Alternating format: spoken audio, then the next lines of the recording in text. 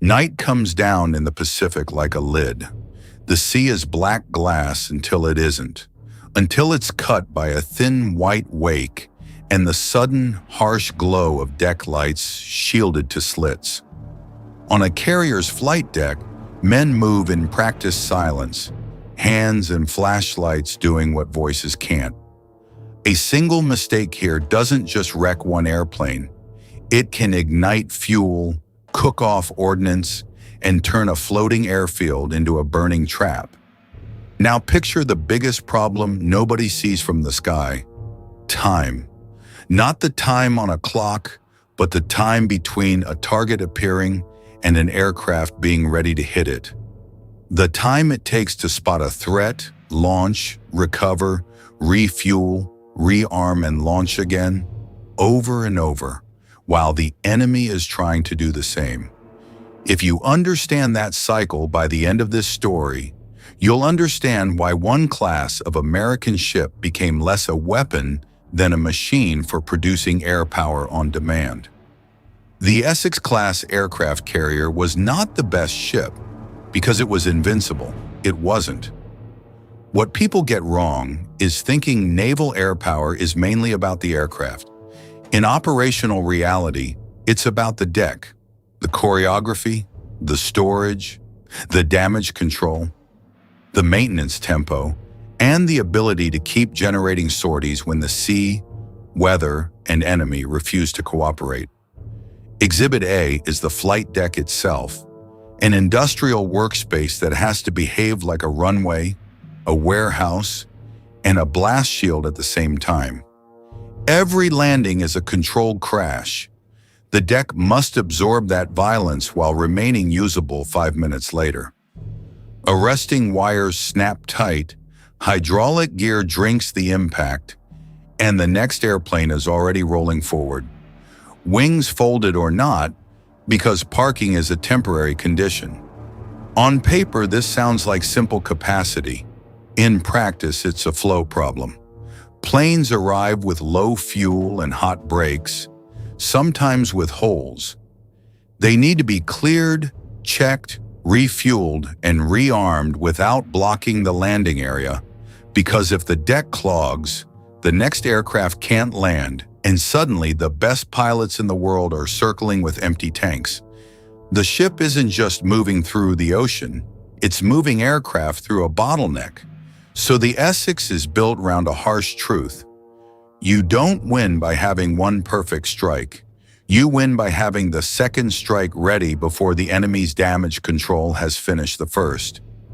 Exhibit B is the hangar deck, part garage, part factory, part triage ward.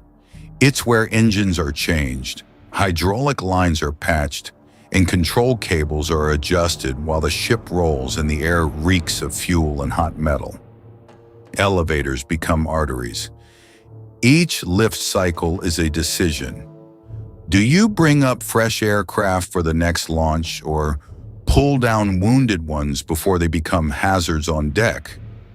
Here's the trade-off most people never consider. A carrier wants aircraft protected below, but it also wants aircraft staged above. Protection fights readiness. Readiness fights safety. The Essex-class was a bet that you could design a ship that keeps both in tension without snapping.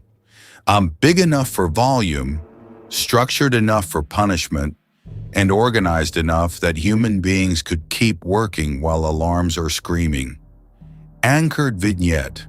Late afternoon, mid-1944, somewhere west of the Marianas.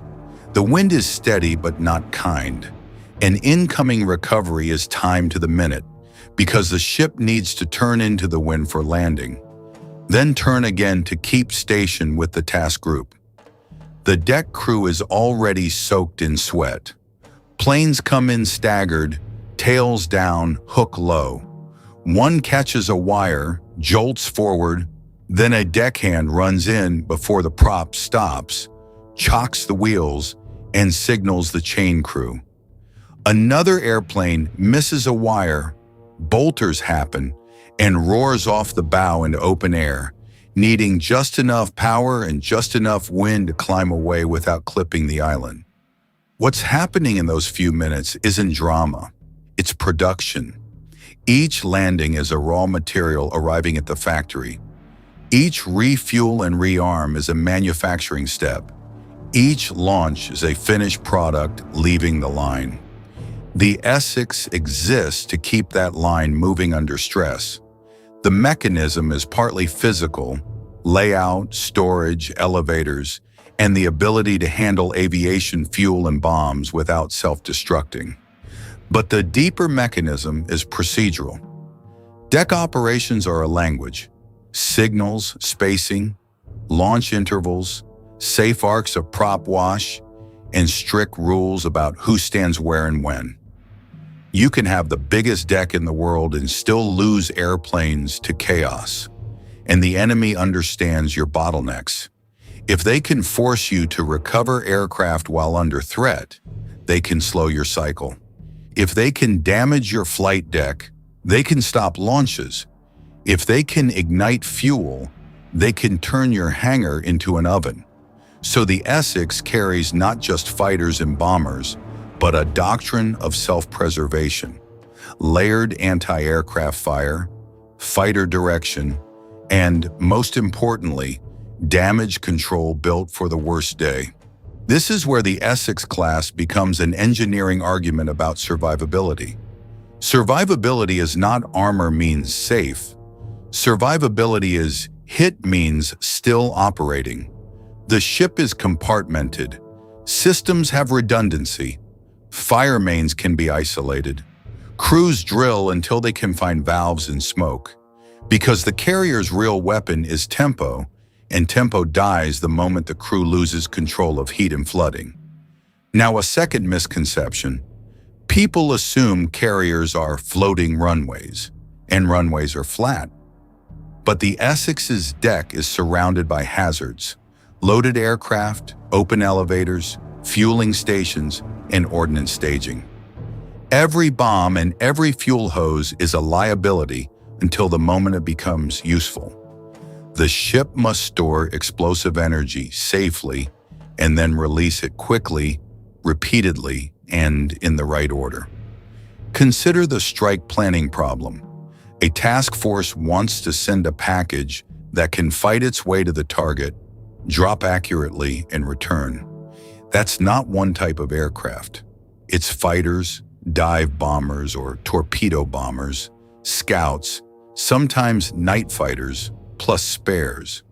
The deck must be arranged so the right planes launch first and the later planes don't block them. Folding wings helps parking density, but it slows access. Parking density helps capacity, but it increases fire risk. The Essex's size gives room for choices, and in war, choices are oxygen. Exhibit C is the invisible layer above the ship, the combat information and fighter direction process that turns radar contacts into interceptions. The carrier's fighters aren't just up there, they're vectored. They are pulled from the deck cycle, refueled fast, and sent back out. If the ship can't do that smoothly, the enemy can force the carrier to spend its day defending itself instead of striking. And here's the pressure point. The most dangerous time is when the deck is full. A launch puts the maximum fuel and ordnance on the flight deck at once. A recovery brings exhausted aircraft with unknown damage back into the pattern.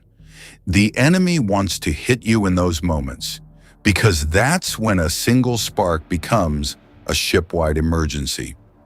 So why did the Essex-class matter?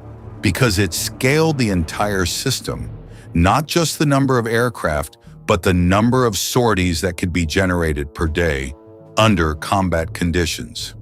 It's the difference between an attack that happens once and an attack that can happen again before the enemy has rebuilt their defenses, refueled their own aircraft, or shifted their ships out of range. Perfection wasn't the point, availability was. But there's still a problem that doesn't sound like engineering until it kills you. The Pacific is huge. Targets move. Weather changes. Fuel is finite.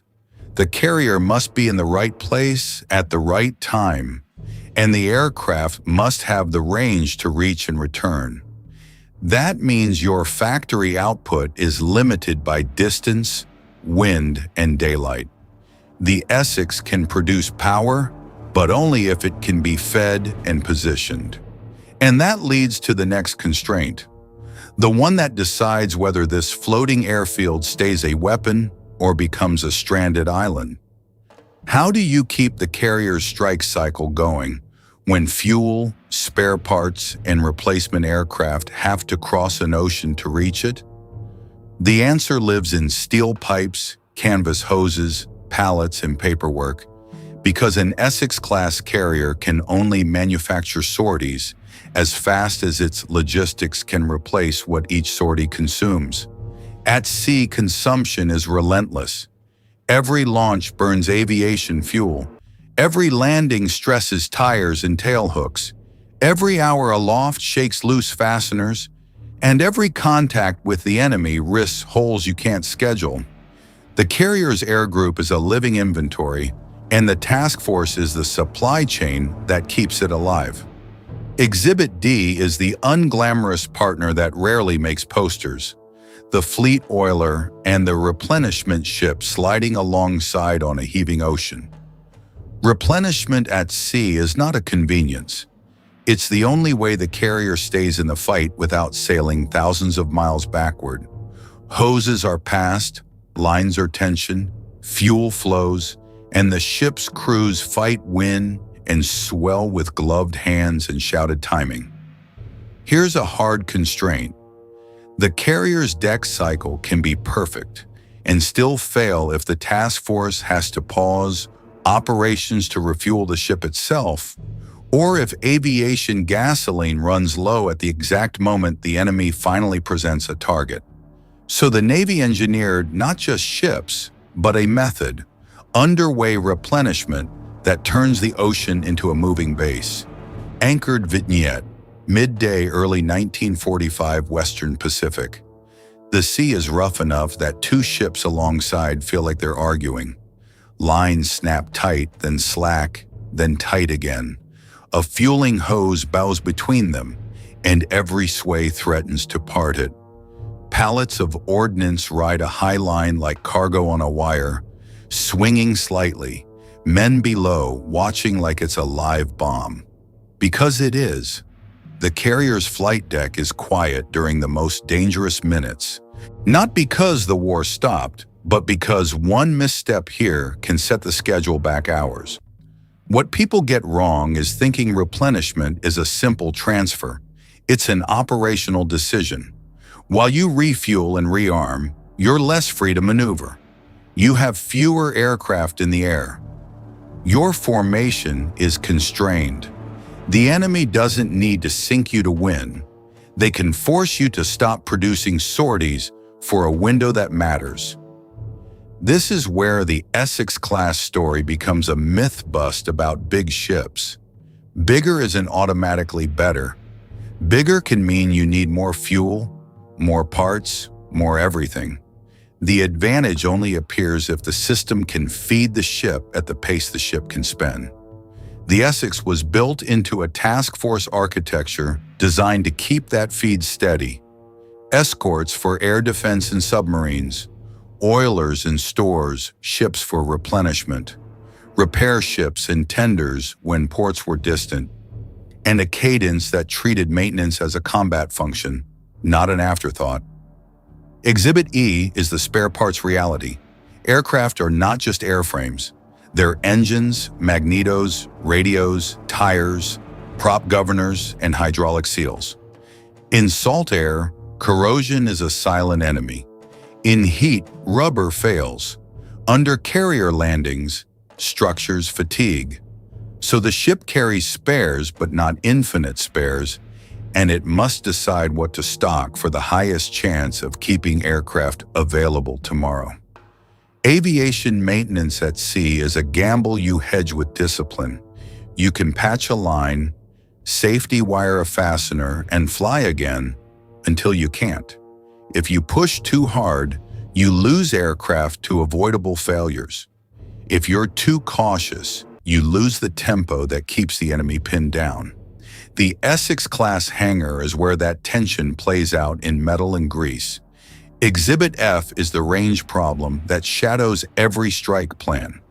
A carrier can move, but its aircraft still have limits, and those limits dictate where the ship must stand relative to the target. Stand too far and aircraft return on fumes.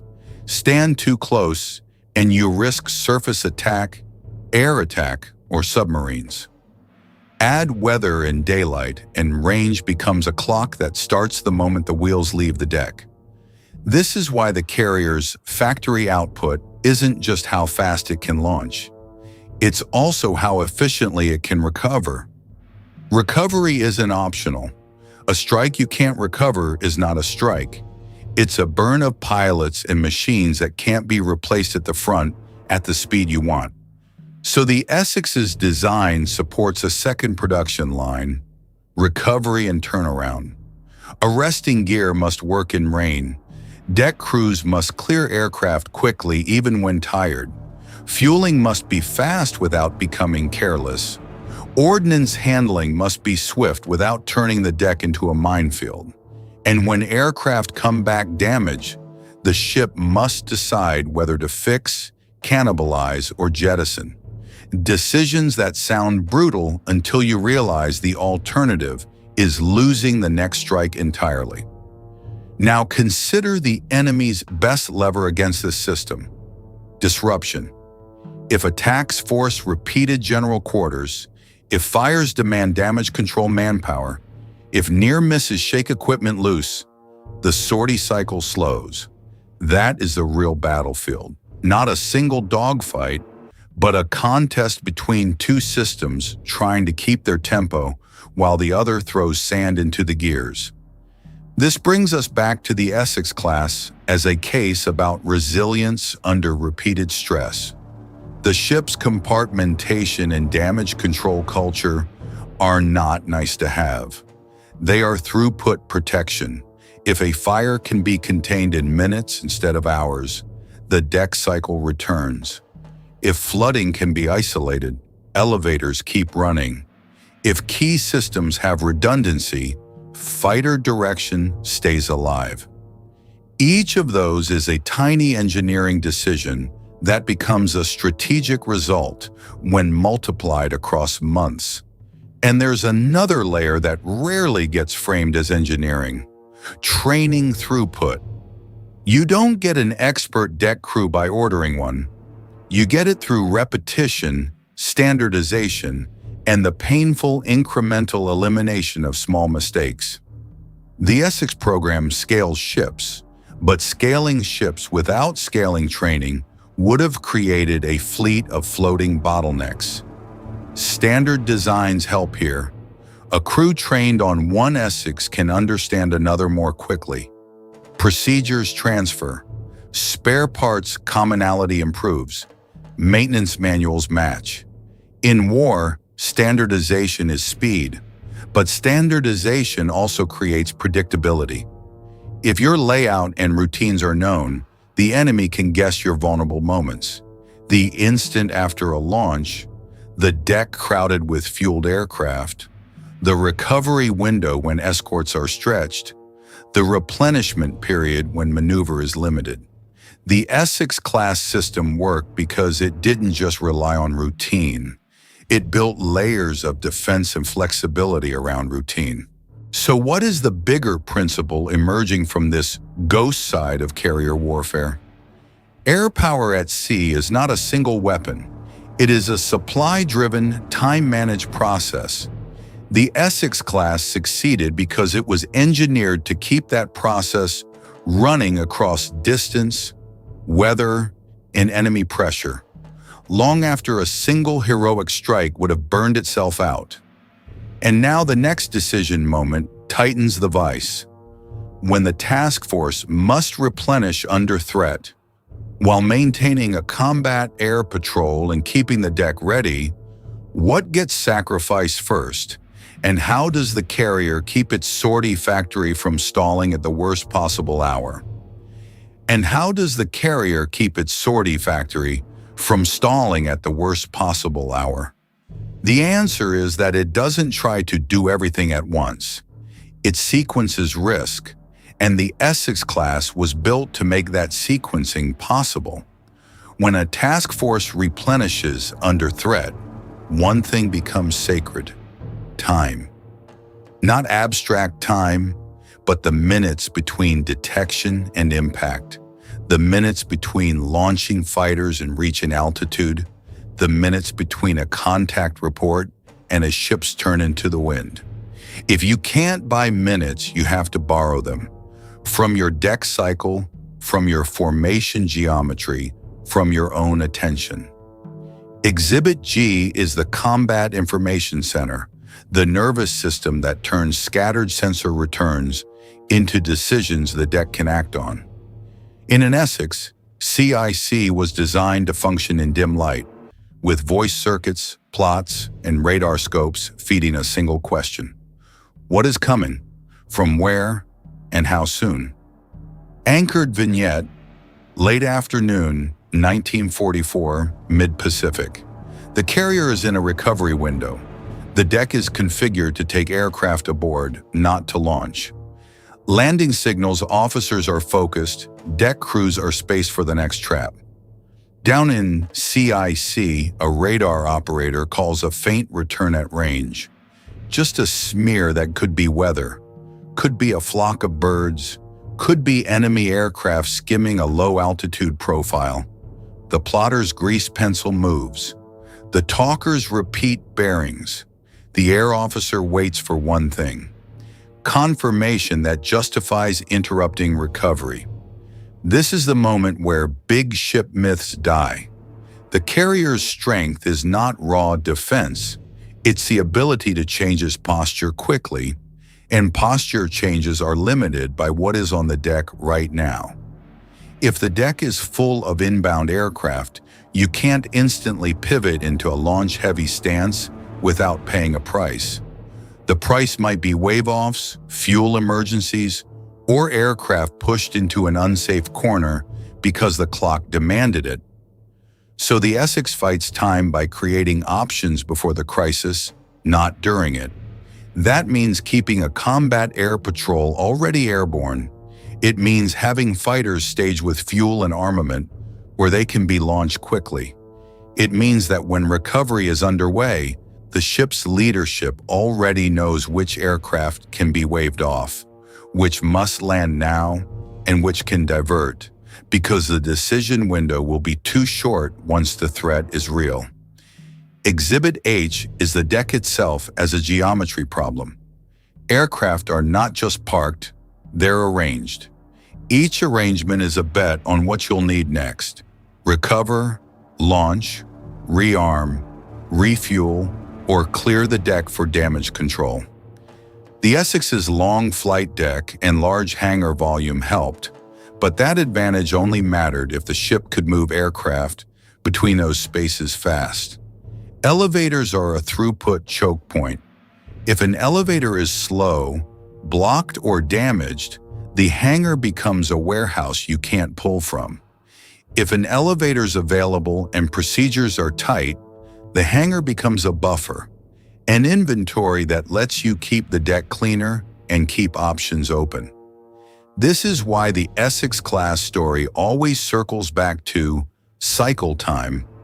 A carrier wins when it compresses the time between an aircraft's landing and its next launch. Now add the enemy's second lever: disruption through near misses and fragments. You don't have to sink a carrier to slow it. You have to force damage control priorities that steal manpower and focus from the deck cycle. Fire parties, flooding boundaries, electrical isolation, each is necessary, and each steals hands from fuel hoses and ordnance carts. This is where the ship's internal design becomes part of air power. Compartmentations and redundant systems reduce the number of single points that can halt flight operations. Fire mains with sectional control reduce how far a rupture propagates. Electrical distribution that can be isolated reduces the risk of cascading failures. Ventilation control reduces smoke spread. Even the physical separation of magazines matters, because ordnance is both your weapon and your hazard. Exhibit 1 is the myth-bust line you can test with logic. People imagine carriers as fragile because aviation fuel and bombs live on top.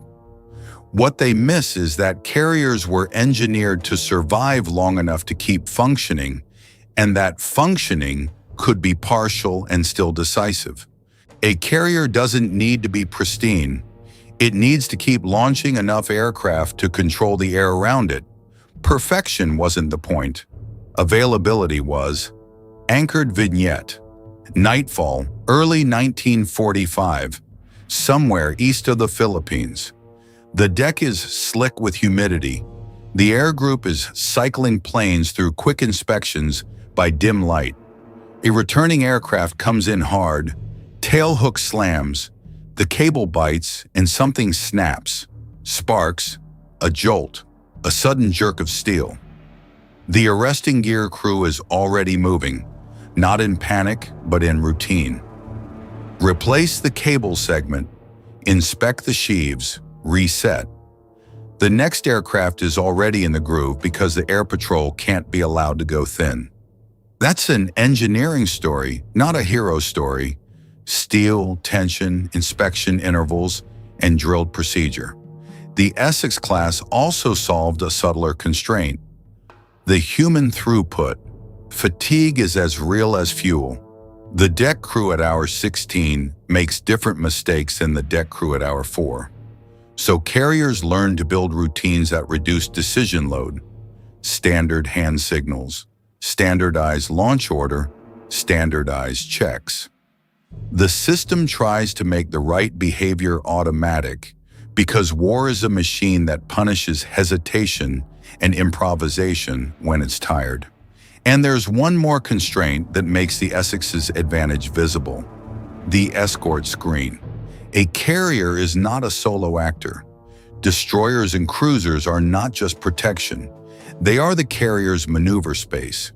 They extend radar pickets, they engage submarines, they offer anti-aircraft fire, and they provide time. Time for fighters to climb, time for the deck to shift posture, time for CIC to sort signals from noise. So when replenishment or recovery makes the carrier temporarily less agile, the screen becomes the primary buffer. If the screen is thin, the carrier's deck cycle becomes a hostage to surprise. If the screen is thick and coordinated, the carrier can keep operating even while doing the vulnerable things: fueling, transferring stores, landing aircraft, because the system buys minutes at the perimeter. This brings us to the next payoff, the big deck liability moment. A deck crowded with fueled, armed aircraft is power, but it's also a concentrated risk. One spark, one fragment, one crashed plane, and you can lose multiple aircraft in minutes. The Essex-class had to balance this constantly. Stage enough aircraft to strike quickly, but not so many that a single accident becomes a chain reaction. The decision is never comfortable. It's a trade-off between tempo and safety, between mass and survivability, between a perfect plan and the messy truth that the deck is moving under your feet. And the next section must answer the hardest question in this case.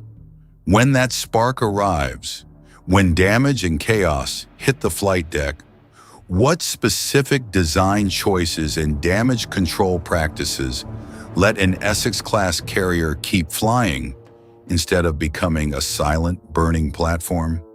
When that spark arrives, when damage and chaos hit the flight deck, what specific design choices and damage control practices let an Essex-class carrier keep flying instead of becoming a silent, burning platform? Start with the uncomfortable truth. The most dangerous enemy on a carrier is often your own energy.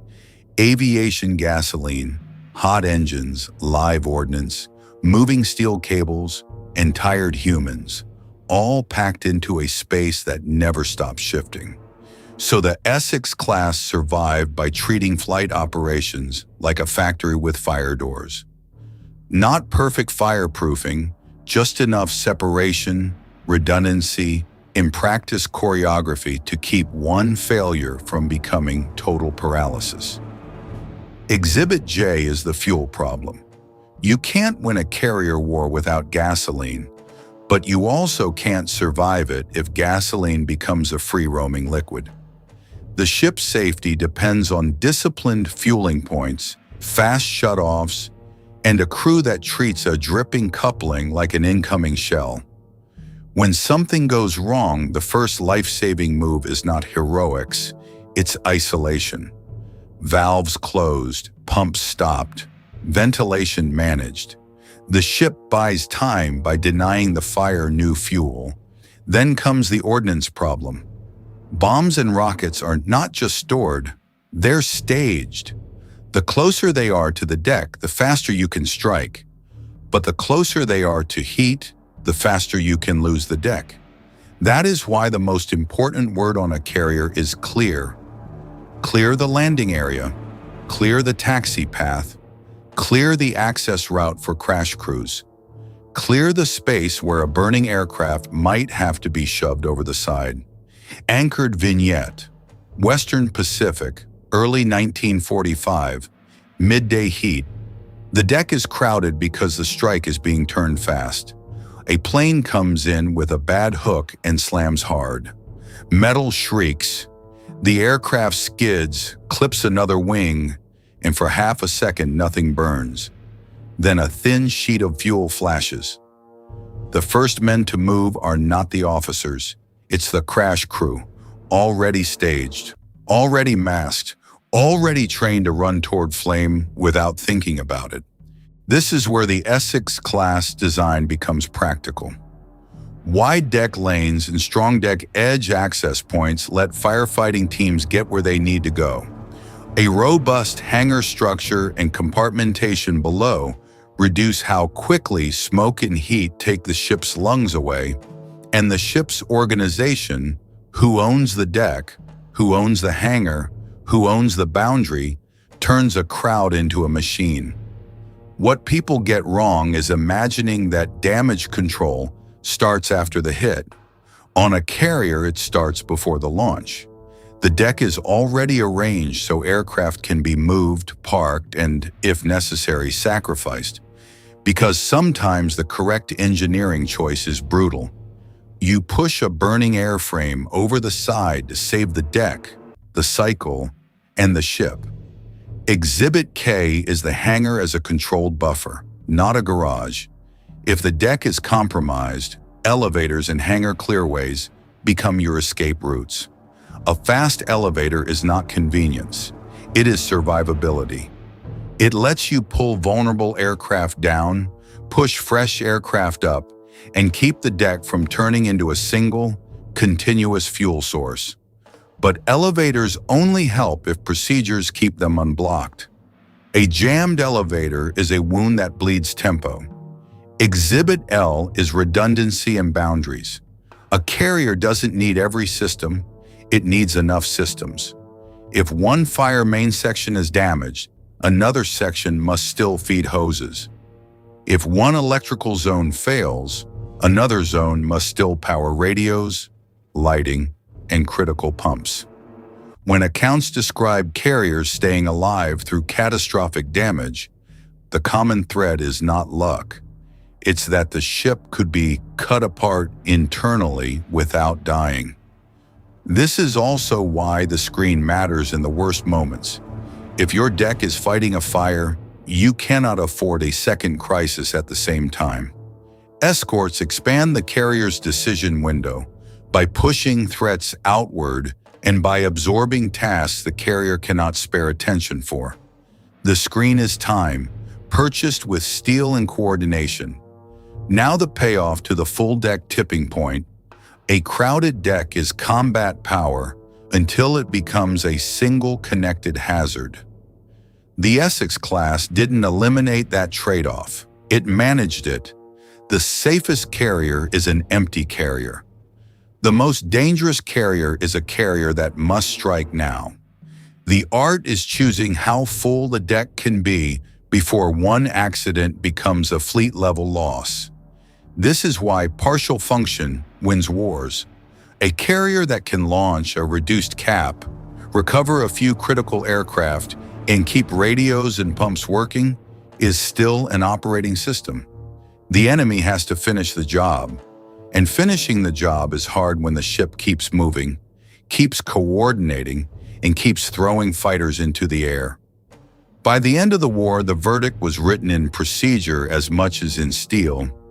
Carriers that trained for chaos, staged crash crews intelligently, isolated fuel fast, and kept their internal boundaries disciplined could take punishment and still generate sorties. They weren't invulnerable. They were resilient. Here are the lines that should stick. Tempo is survivability. Perfection wasn't the point. Availability was. A carrier doesn't win by refusing risk. It wins by sequencing it. Thanks for watching. If you want more World War II stories told through real constraints and mechanisms, subscribe. The link is in the description.